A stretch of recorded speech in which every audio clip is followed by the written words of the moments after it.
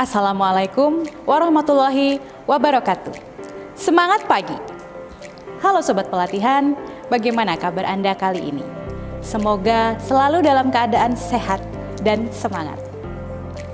Selamat datang pada materi pengelolaan keuangan dalam perkawinan. Bersama saya, Jadwa Amalia dari Balai Diklat Keagamaan Banjarmasin.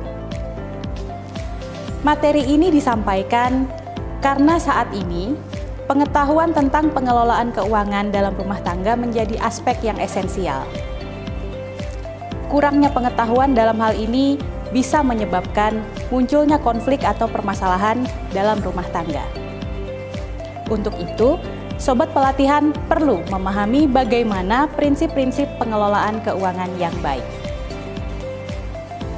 Sobat Pelatihan, ada 4 materi pokok yang akan kita bahas dalam mata pelatihan ini. Yang pertama, dasar pengelolaan keuangan. Yang kedua, nilai penting dalam pengelolaan keuangan.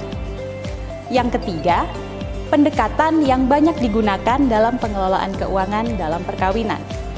Dan yang keempat adalah tentang perencanaan keuangan. Sekarang, mari kita bahas materi pokok yang pertama, yaitu dasar pengelolaan keuangan.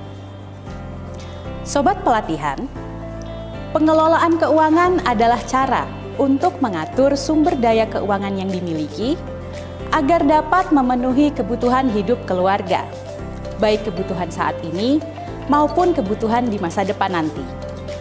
Jadi, pengelolaan keuangan bukan bermaksud menjadikan kita sosok yang pelit atau kikir, tapi justru bagaimana kita bisa memaksimalkan pemanfaatan sumber daya keuangan yang ada.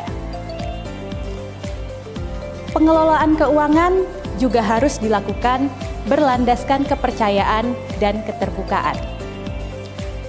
Transparansi, informasi, dan juga kondisi keuangan antar pasangan akan sangat berpengaruh terhadap keberhasilan pengelolaan keuangan.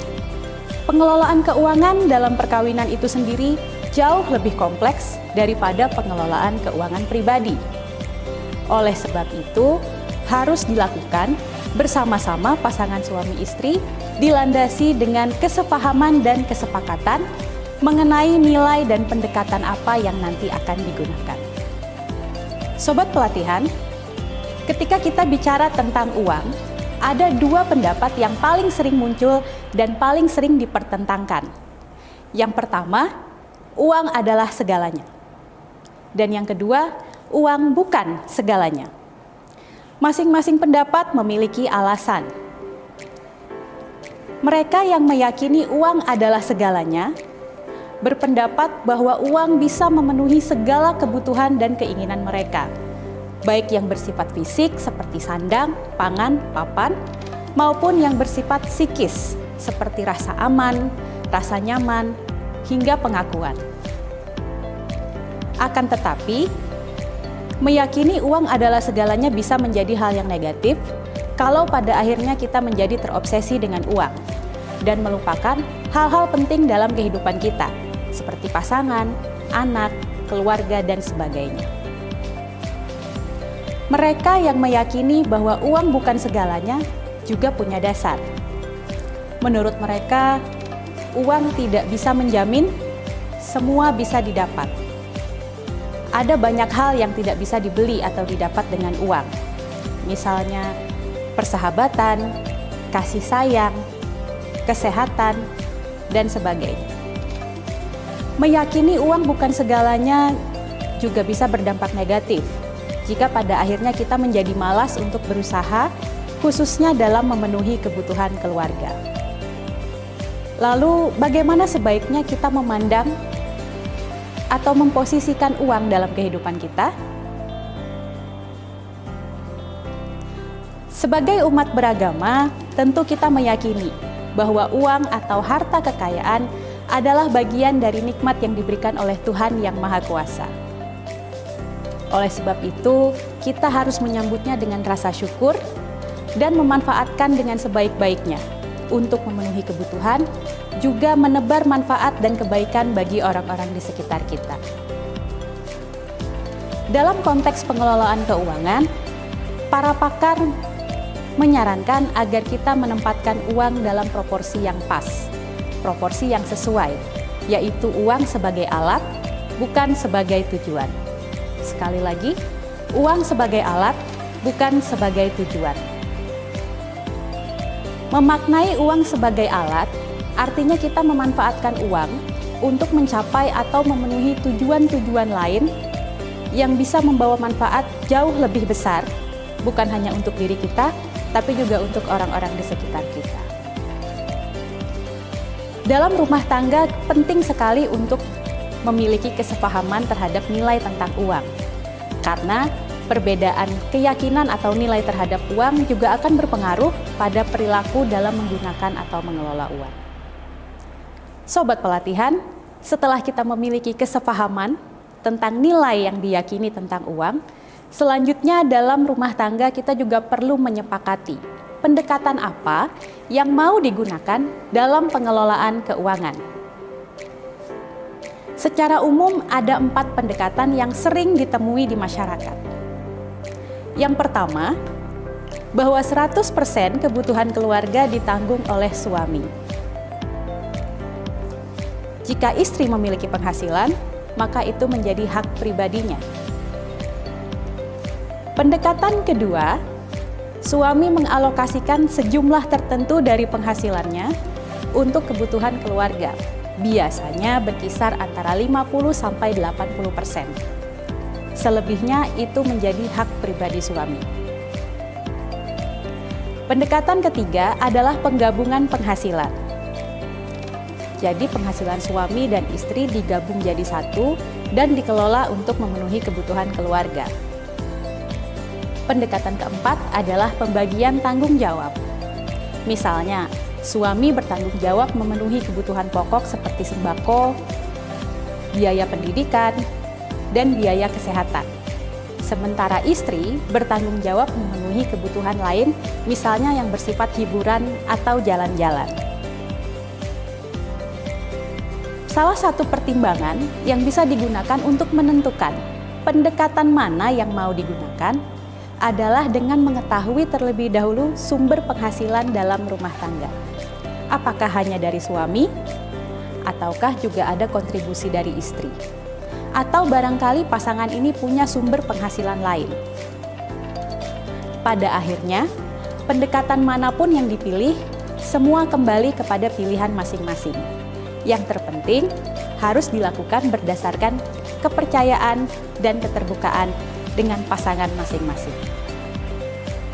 Sobat pelatihan, setelah kita menyepakati pendekatan mana yang mau digunakan dalam pengelolaan keuangan rumah tangga atau keluarga, maka langkah selanjutnya adalah kita perlu membuat perencanaan keuangan. Hal ini penting agar sumber-sumber daya keuangan yang kita miliki bisa memberikan manfaat secara maksimal. Ada beberapa langkah yang bisa kita lakukan dalam melakukan perencanaan keuangan. Yang pertama adalah dengan membuat catatan penghasilan dan pengeluaran. Dengan membuat catatan, kita bisa mengetahui apakah pengeluaran kita sudah sesuai atau seimbang dengan penghasilan, atau justru lebih besar pasak daripada tiang. Selain itu, membuat catatan juga bisa membantu kita untuk mengetahui pos-pos penghasilan mana yang memiliki potensi untuk kita tingkatkan dan pos-pos pengeluaran mana yang mungkin masih bisa kita hemat. Idealnya, pencatatan keuangan ini dilakukan setiap hari dan dievaluasi di akhir periode tertentu, misalnya di akhir bulan. Setelah kita membuat catatan keuangan, selanjutnya kita perlu menetapkan kebutuhan atau tujuan yang ingin dicapai. Setiap rumah tangga atau pasangan pasti memiliki kebutuhan dan tujuannya masing-masing. Cobalah untuk membuat daftar kebutuhan atau tujuan apa yang ingin dicapai. Dari daftar itu, kita bisa menentukan skala prioritas agar kita tahu mana yang harus diutamakan. Misalnya, prioritas pertama tentu saja memenuhi kebutuhan keluarga. Prioritas kedua, menyiapkan dana darurat. ketiga, menyiapkan dana pendidikan anak. Sekali lagi, skala prioritas ini bisa berbeda antara keluarga satu dengan keluarga yang lain. Setelah kita punya skala prioritas, maka kita kemudian bisa menentukan anggaran. Menentukan anggaran, ada banyak cara yang bisa digunakan. Salah satunya adalah metode persentase. Misalnya, kita mengalokasikan sekian persen untuk kebutuhan pokok, sekian persen untuk menabung dan berinvestasi, sekian persen untuk kebutuhan pribadi, dan sekian persen untuk membayar cicilan jika ada. Terkait cicilan, para pakar keuangan menyarankan agar jumlah cicilan tidak lebih dari 30% penghasilan rutin. Mengapa demikian? Tujuannya tentu saja, pertama, selain memastikan kemampuan kita untuk membayar cicilan tersebut, juga untuk memastikan agar pemenuhan kebutuhan keluarga tidak terganggu. Setelah menyusun anggaran, kita bisa menentukan alat atau instrumen apa yang mau kita gunakan untuk mencapai atau memenuhi kebutuhan dan tujuan tadi. Misalnya, untuk kebutuhan sehari-hari, kita cukup menggunakan rekening tabungan yang dilengkapi dengan kartu debit atau aplikasi mobile banking untuk mempermudah transaksi.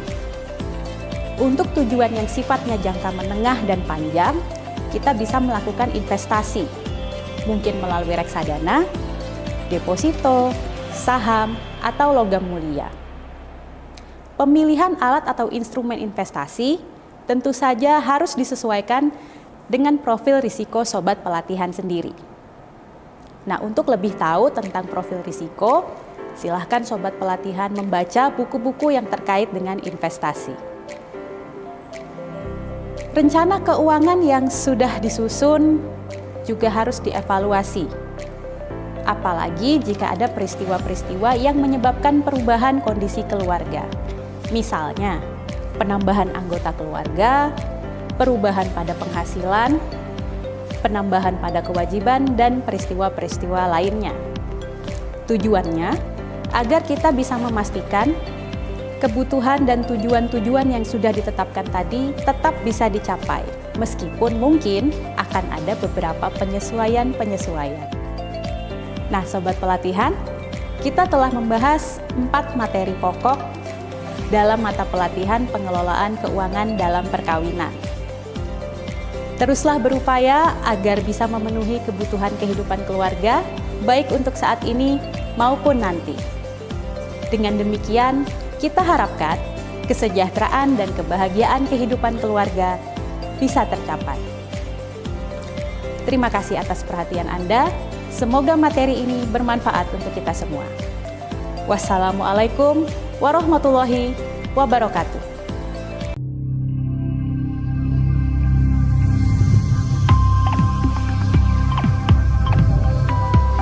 Belajar mandiri, pintar bersama.